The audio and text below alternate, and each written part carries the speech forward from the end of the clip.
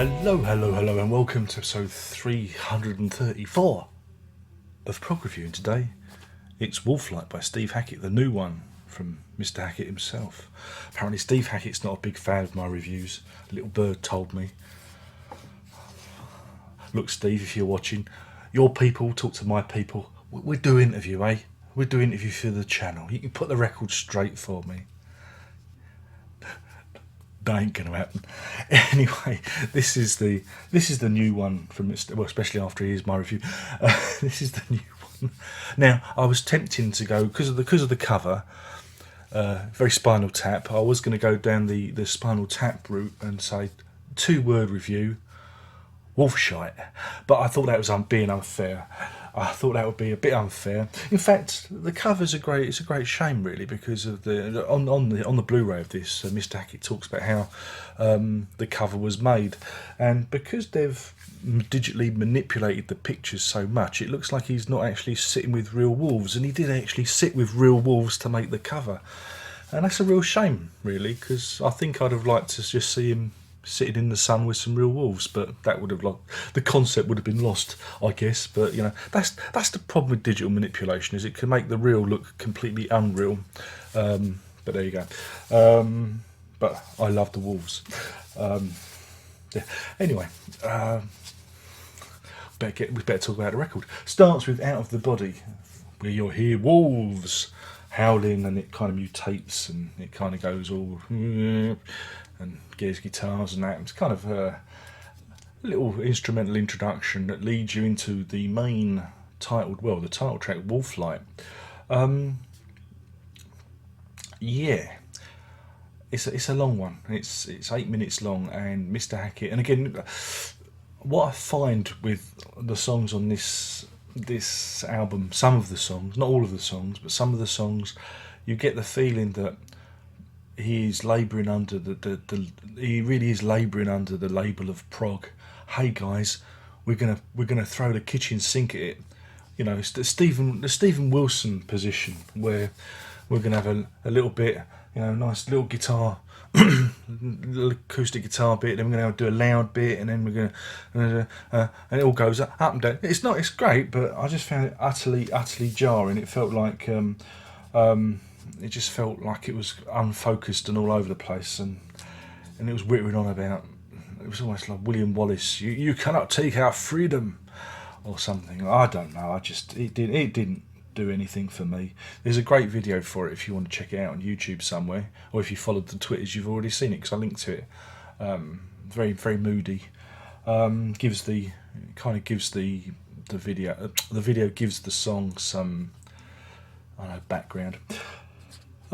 This is followed by Love Song to a Vampire, which it goes on. It's a long one, but then the lifespan of a vampire is long, isn't it? We'd been there before. Was it Vampire with a Healthy Appetite? I quite like that one. It had a lot of humour in it. But this one is we're in Anne Rice territory, or Twilight territory, with gothic romance. What I got from it was the instrumental vocal sections, which reminded me very much of King Crimson, you know, in the Court of the Crimson King, or you know, it's very, you know, all it needed was the mellotrons. Again, didn't really do anything for me. Thought it was a bit dull. The Wheels Turning. This sounded like there's a lot of songs on here, a lot of bits. Again, this applies to the songs I've already mentioned. There are lots of bits that sound like bits from other Steve Hackett albums. Well, that tends to happen with artists, though. They do tend to regurgitate themselves stylistically speaking. But yeah, the Wheels Turning reminded me of something from To Watch the Storms, you know, Strutting Ground or something like that. There was there was bits in it that sounded familiar, especially on, was it Carician Fire? Or is it The Wheels Turn? I don't know. I can't remember. Is it The Wheels Turning? There's a bit on it that sounds like Air Conditioned Nightmare. There's some guitar stuff on there. You go, oh, that sounds like Air Conditioned Nightmare. Oh, that sounds like it belongs on. Oh, I didn't want to. I don't want to read. I didn't want to review this album, but after I heard that Steve Hackett doesn't like me, I thought, well, I don't want to do this anymore. You know, this is a rotten job. I don't want to do this. I only want to do happy, positive reviews from now on. So yeah, Christian Fire was a bit dull as well. Things perk up somewhat with Earthshine because there's no singing on it. No, it's Mr. Hackett doing what he does beautifully with the nylon guitar. It's yeah, it's a nice acoustic instrumental piece, and I could listen to him play that stuff. Well, I have done when he's playing the Hackett acoustic trio. That's good stuff. And then Loving Sea, yeah, that's more like it. Less is more.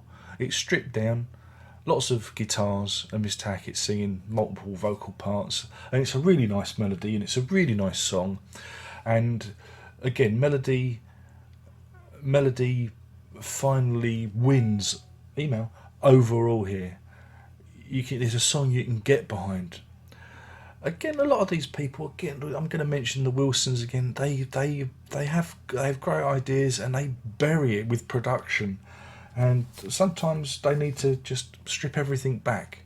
And this song's a great example of that. Loving Sea is, I liked it. It worked for me. Black Thunder. Then we get on to Dust and Dreams. Mr. Hackett goes ethnic. I'm allowed to use the word ethnic. I know some of you before have waggled your finger at me and said I'm incredibly racist for using the word ethnic, but when I say ethnic, I mean ethnic percussion and things like that. You can go out there, go check on the interwebs. I'm not being racist. You're just being an arsehole. Don't forget to thumbs down the video. But yeah, Dust and Dreams has got this lovely, long, sustained guitar sound. Oh, and the drums and everything. Oh, yeah, it's more like it. It was experimental in a good way. Really got that one. And same with Heart Song. Again, he's condensed, instead of it being a great big long meandering let's take a walk around the block type of thing, he's kept it short and simple and sweet, and there's a good melody, and it's a nice song. Again, because this is the age of the CD, we've got 2 bonus tracks. 11 is Numa, which is again it's an acoustic piece, and the final track is probably actually the best song on the album. It's Midnight Sun. Yeah, it's what would you call it? Hard rock, melodic rock, whatever. And it's got some great guitars on there. It's not really the kind of stuff I normally like, but in terms of songwriting and production, it shows exactly what is wrong with the rest of the other songs on the album. It's pretty damn in the sweet zone. And then I realised, I did a bit of research, and I realised it actually isn't a Steve Hackett song. It's from a band called Todmobile, or Todmobile, or I don't know. They're out of Iceland. They're an Icelandic band, and it's from their album Ulthur, which translates to wolf. God, everything's interconnected, isn't it? But yeah, that is, to me, probably the best song on the album, and it's a revelation. I want to try and track down a copy of their album. But I know it costs quite a bit. It's about €25. I'm gonna find a copy, and I want to check those guys out, because I thought that was a really really good melodic rock track. And yeah, so I mean, Stevie.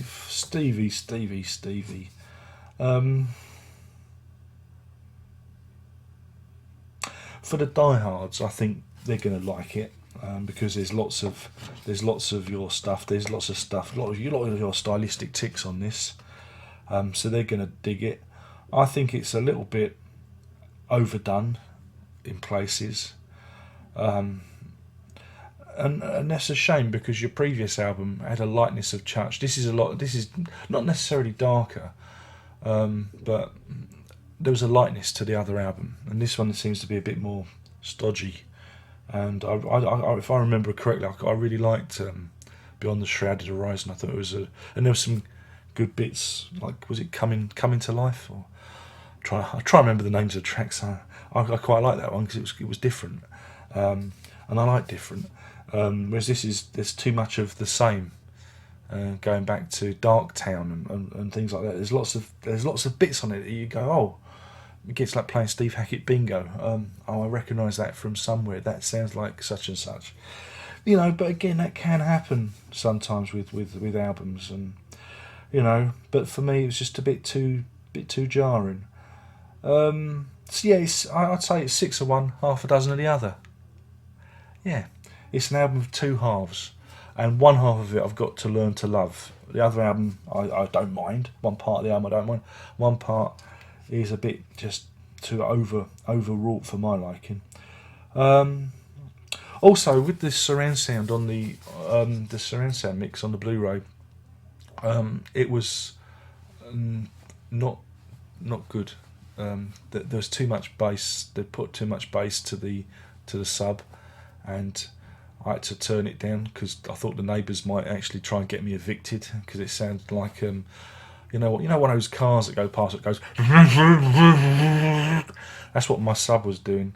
I mean, of course, I could have turned down my sub, but then I'd have had to recalibrate my whole system for one album. But yeah, so yeah, might want to just think about that next time you do a mix. Don't put all the bass to the subwoofer. You only need little. I made the same mistake when I first started doing 5.1 recording. It's really easy to do. You have to be really subtle with that. I'm talking like I'm giving production advice to people that really I'm not even fit to sniff their shit. I should be ashamed of myself. I loved the interviews. I thought the interviews, hearing you talk about your travels, Mr. Hackett, I thought was wonderful. I could listen to you talk all day. You're very articulate and eloquent, and it must be great to be able to travel the world and see all these amazing places and write songs about them. So that I found fascinating, especially you talking about the artwork. I love listening to the often as I'm getting older, I like listening to the making of more than the records. That's the funny thing.